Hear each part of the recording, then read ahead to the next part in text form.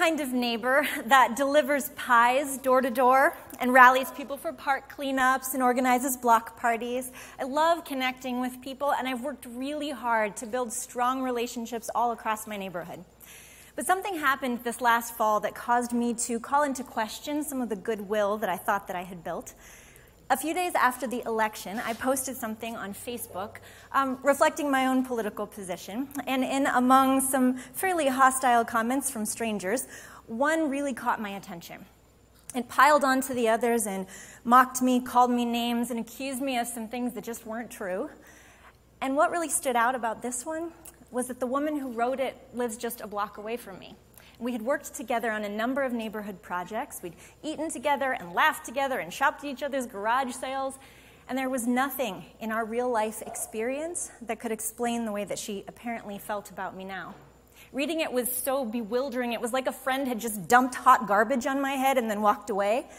And I was struck with the fact that this trusting community that I was trying to build was just a farce. If the moment that we were outed as being on the other team, all of a sudden our block parties and park cleanups just fell apart. My politics are an important part of who I am. They're the way that my values get translated into real life, and I didn't want to have to hide that from half of my neighborhood or passive-aggressively tiptoe around them. I wanted a place where red people and blue people could talk openly and honestly and with conviction about these things, but at the same time with gentleness to each other. I wanted kind of a purple place. So I reached out to her to grab a cup of coffee, and when I didn't hear back right away, with nobody else to talk to, I did the only obvious thing. I invited 1,000 people to dinner. For real. I posted on our neighborhood forum an open invitation to come talk politics. So about 40 people responded. Some were excited, some were curious. One woman sent me a clip of a movie from the 80s where people talk politics over dinner and then there's a murder at the end. So a lot of feelings. But I organized us into smaller groups that reflected the cross-section of the neighborhood. So when we gathered for that first potluck, around our table we had a retired steelworker and his wife, a mixed-race gay couple in their 20s, an evangelical homeschool mom, a white doctor who worked with Latino immigrants, and a gentleman in his 70s who was both part of the Tea Party movement and Occupy Wall Street. So after some initial introductions and some passing of casseroles, we got right into it. And it took me about an hour to figure out why this conversation was such a total train wreck, and then another hour for it to become something really powerful. For that first hour, we sat there just lobbing talking points back and forth like we had little cable news pundits just feeding us our lines. And it was somehow both abusive and really boring at the same time. Like we were a bunch of kind of disinterested medieval soldiers half-heartedly chucking flaming spears at each other across a swamp. And I realized that this conversation was just not going to go anywhere until we could move it from this game of mental ping pong to something much more substantial. So every time that someone put out a political position, I started to ask, what is it that you want to see in the world that you feel like you're not seeing now, that you hope that this position can help bring to reality? In other words, what's the world that you long to live in that you want to help create? And it still took asking that question 5 or 6 different ways, but we started to move to something deeper. And I remember really vividly the moment that one neighbor, after wrestling through his talking points, finally said in exasperation, "I just want us to take care of each other in the places where the fabric of family and society have been damaged so we can break these destructive cycles." And there was a pause as the neighbor across the aisle said, "Yeah, that's exactly what I want to." So as these conversations continued, I started to get really excited with what was happening. And I decided to take this experiment beyond the dinners. So I started looking for these conversations everywhere. At the supermarket, at the gas station, with Airbnb guests, with unsuspecting missionaries showing up at my door. Nobody was safe. But I was so enjoying it, and I was learning and being challenged so much. But the problem was that the more of these conversations I had, the angrier and angrier I found myself becoming. I was spending a lot of time talking to myself over the dishes. Like, why am I the only one asking questions here? I'm being humbly open to change, and these jerks are leaving with their dumb ideas totally intact. I was working so hard to be a bridge builder that I felt like I was biting my tongue about things that were really important to me. I felt like not only was I betraying my own values, but I was abandoning people that were counting on me to say something. And my gentleness and empathy started to feel like a moral failure.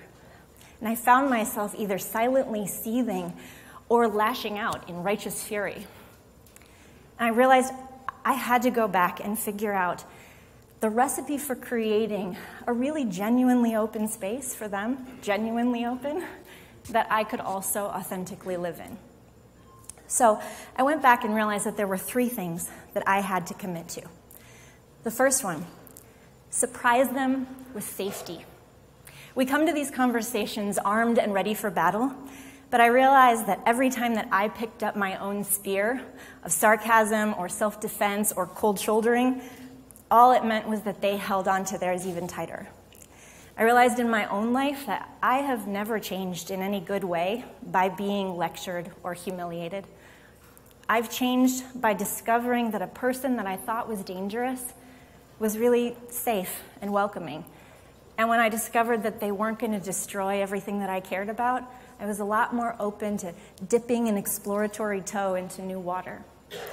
So I realized that I had to let go of the need to defend myself or fix their thinking or change them at all. I had to lay down my spears and armor and surprise them with safety. Well, that made it possible to then move to the next commitment, which was to move to the heart. One neighbor told me that he thought we should keep emotion out of politics. Let's just be logical, he said. The problem is it's all emotion. Whether it's abortion or immigration or the debt ceiling, we only care about these things because they touch on stuff that's far more important to us. And our conversations, our dinners only started to become something transformational when we started asking questions that required us to answer not from the head, but from the gut.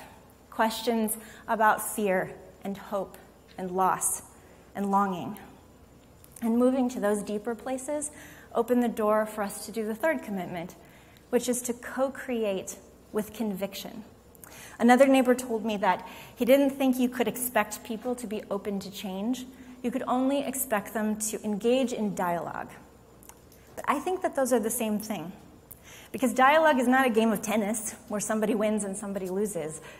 Dialogue is an effort to create something new. It's a bunch of people bringing different colored and shaped blocks to a table and discovering what they can build together that they couldn't have built separately.